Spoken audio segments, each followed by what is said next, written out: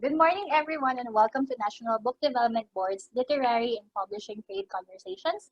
It is a series of NBBB videos that celebrates literature and promotes best practices in publishing trade through discourse on issues, opportunities, and trends in literature, book publishing, and readership. Our panel for today is I Finished the Manuscript, Now What? A Self-Publishing Author's Guide to Making the Manuscript Ready for the World. My name is Dawn Lanuza. I'm an international best-selling author. And as an author, one of the first questions that people ask me is where to find their editor. I'm very, very happy that now I can introduce you to some of my editors. We have Layla Tanjutco.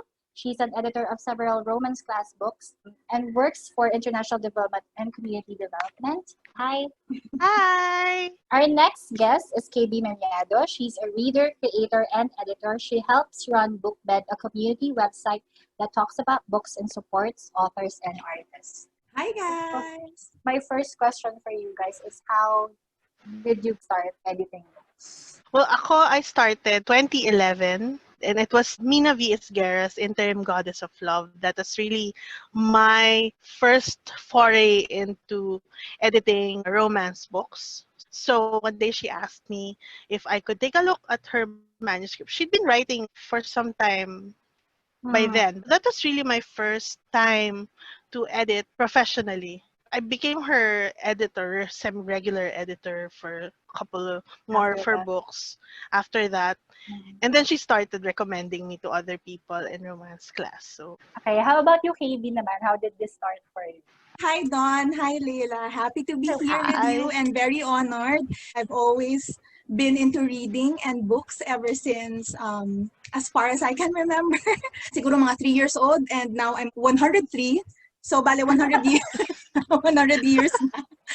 I felt like it was only natural to progress into someone who helps make books, good stories happen. Professionally, I also started around that same time, 2010, 2011. I have reviewed and also edited for a couple of publishing houses.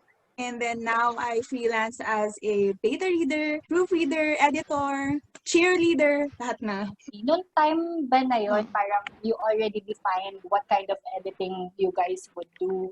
when I first started with Mina, she just asked me to look at certain things like, do you think this makes sense?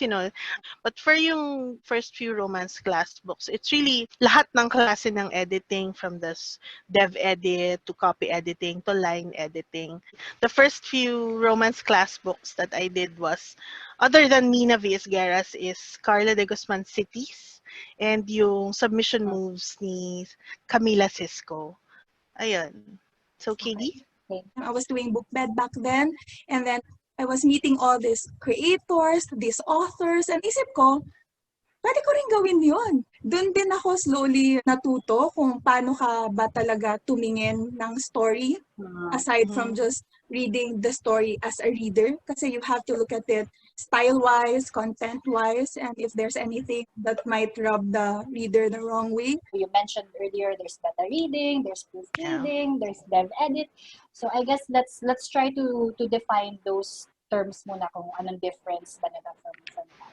So ang beta reader ay isang person who usually looks at your finished manuscript before you send it out to the world.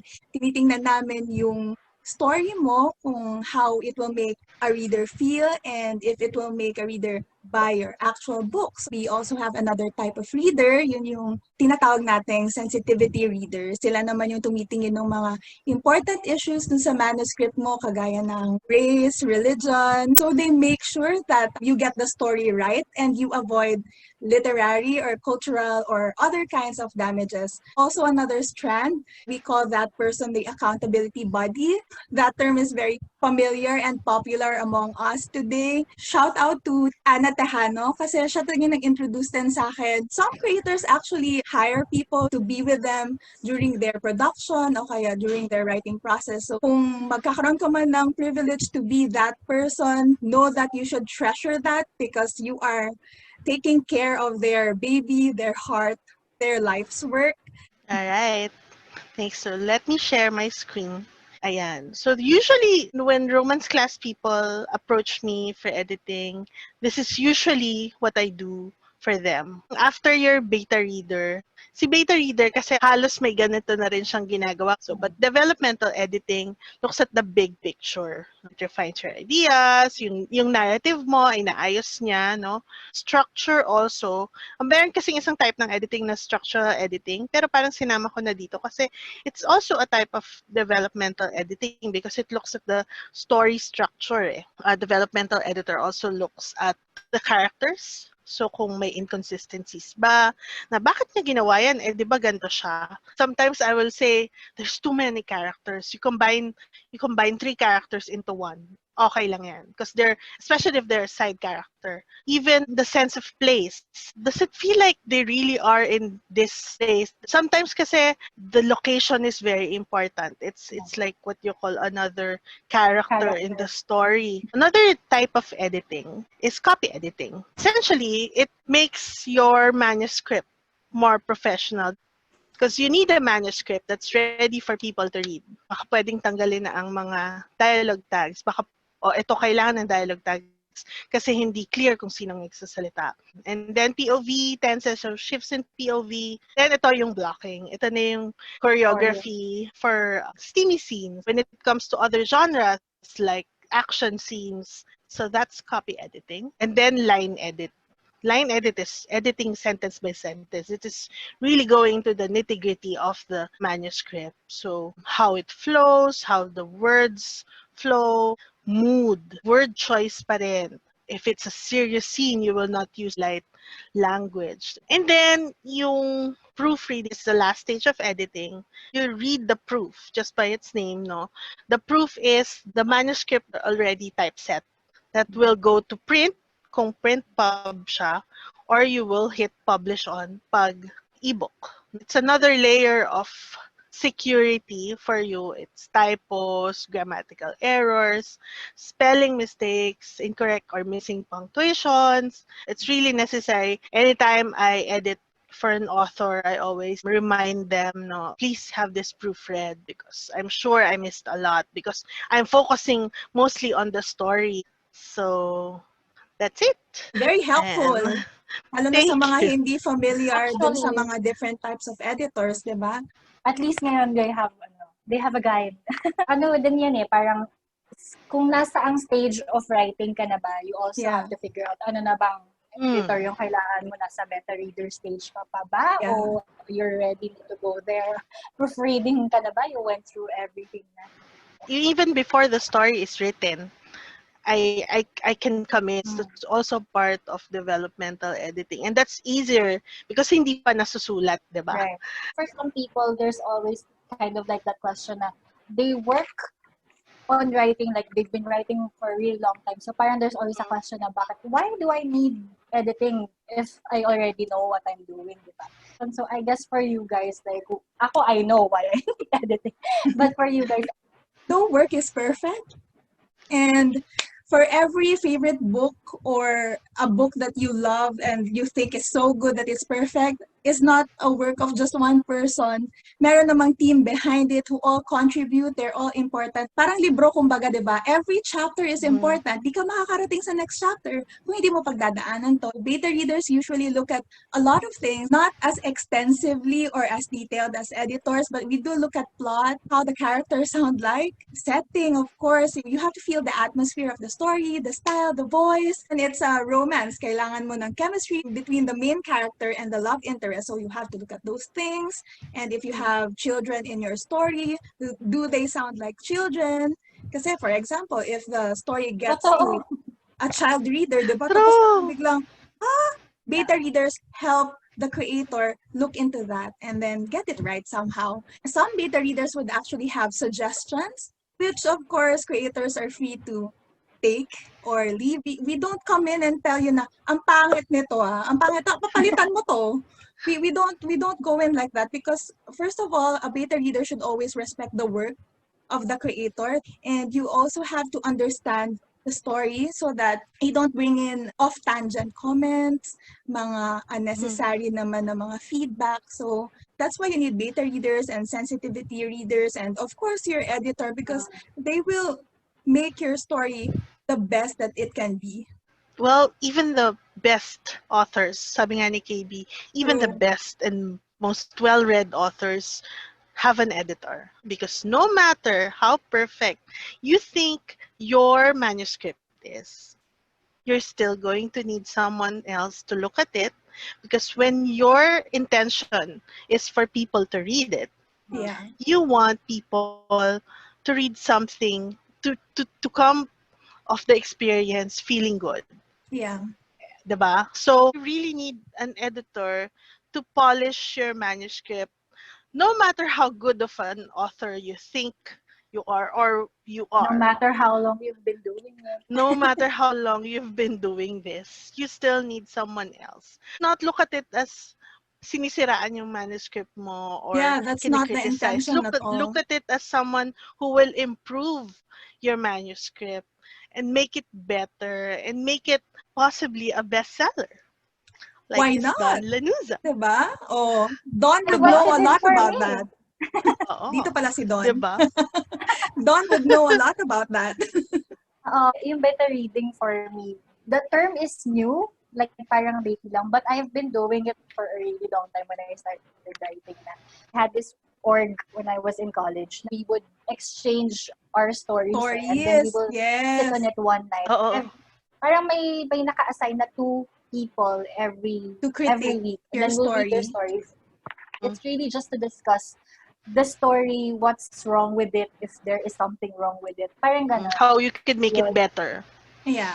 Yeah. Parang na-train agad ako to get people's feedback without Yeah. feeling defensive about it. Yeah, similar to that feeling or experience, yun yung go through ng mga authors and creators when you get a beta reader, when you get a sensitivity reader, an editor, you present your story and you have to make sure that you're okay presenting your story. It's a really good exercise as well for you because not everybody is gonna love your story or your Yes. book, right? If you're a newbie writer, that's a question. Like how do I find these people? Like, Find someone who really reads and edits in your genre. Yeah. That's very key. That's number one. When you're auditioning editors, because you shop around, diba? So you ask them, what types of books have you edited? Is this person familiar with books that you like in your genre, diba? right. And you try to find what kind of editing that you need, that you think you need. No, I do agree with everything that Layla said, but it really depends on what your story is about, what you're creating, and what you want to improve on. And how do you find these right people? How did I find you guys? I think I slid into your DMs, Char. No, I think that's one way to do it. You actually have to proactively seek out these people. Word of mouth also works very well. I really rely on that because it also builds credibility, diba? On my end naman, I tend to gravitate towards creators whose work I already enjoy, works that I'm inspired by. It's not just what you will receive as ikaw as beta reader, but what you want to work on as well because you're also building your skills. Hindi lang naman the creators na finding the right editors, but also the right editors finding the creators that they can help most yeah. efficiently and most effectively. Before social media, my way was actually going through the books that I enjoy and looking for the people who work with the author. I also say na if you attend workshops or Yes. writing, actually you'll find the people there. Ayun kasi syempre, since we're not going out, we can't go to the workshops, ganyan.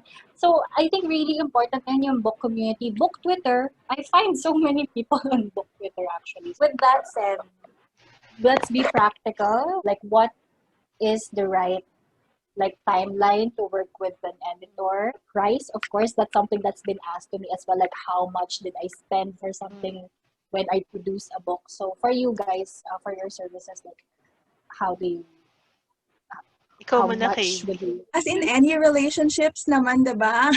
Be it love or transactional, we always need communication. So in my case, I discuss three things. What you need from me and when do you need it by? And then are you willing to pay for my time and effort? So that's where I usually start. So I give them a copy of my rates and my rates usually depend on the number of words that you have in your manuscript. Some beta readers usually draw up contracts and even non-disclosure agreements. In terms of timeline, I'm usually a fast reader, but I still need to know. For example, wag naman na parang, okay, bigay ko ngayon 2 hours ha, mamaya.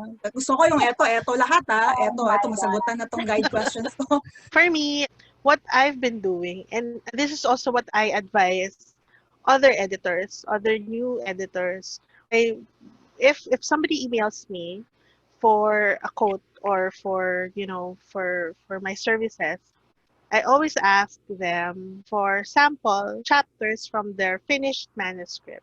There are two reasons. One, because I want to know if they're finished. They're really finished. I don't want to deal with the I really for especially for a new author, I don't want to deal with Papaltan. them if it's yeah, because naranasan ko na yon eh. Yeah. Na iba yung pinakita sa akin tapos iba yung pina-edit. So, and also what kind of involvement it will require from me. That's when I give them a quote. So I base my quote on two things, which are word count and then level of effort. So for romance class authors that I've worked with in the past, I always give them the best rate, which is a low rate. Um, that and then I will tell them, oh, you can pay me in however many tranches in whenever. I try to be considerate because Yeah, of course. self-pub, hindi, yun na nga eh. Kasi out of pocket nila yung Hindi. ipabayad, whatever they will pay me, it's gonna be out of pocket for them. Timeline-wise, I have a day job. I have several day jobs. So it's try to work with the schedule of your editor. It's an enjoyable job, but it's not an easy job. Because you True. don't just read it once. I read it once na hindi ako nag-edit. Binabasa ko lang sa Kindle ko. Pangalawang beses, nandun na yung mga comments ko. And sometimes, after I've read it once, sat on it for a while, I let it ruminate. I let it, I think about it. It's really depende. If you have a set publication date. Halimbawa, there's an event, like a romance class event. Okay, I tend to prioritize manuscript na, okay, sige, request ng author, kaya gusto niya i-publish on this date. Sige, gawin natin, unahin natin. Ganyan. Yeah. So, yun. If it's your first book, I'm speaking from experience and also from some of the writers I know. If it's your first book, thinking mo lang dyan, you just have to get it out. The timeline is something that you So, learn. agad-agad.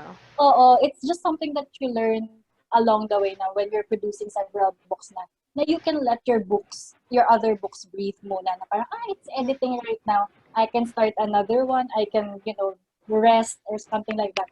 But I think kasi usually yung doon na nagkakaroon ng problem with timelines na parang, I need it na.